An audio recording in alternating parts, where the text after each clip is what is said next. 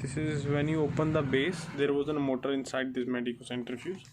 Then how to change the carbon in this? There was a clip. There was one clip inside this. Like, see, you can see this. This is a straight screw, and just first of all straight this.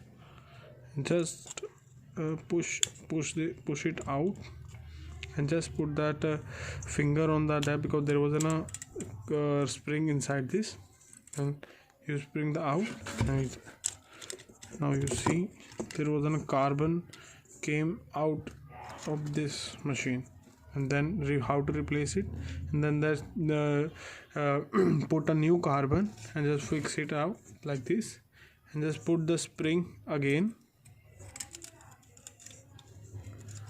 Put the spring again, and just by the help of any thick cheese, and then just this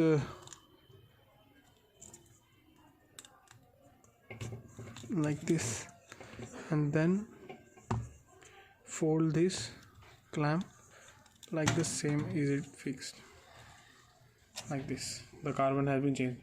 Same set, both of the carbon you have to change, both side carbon. That's it. Thank you.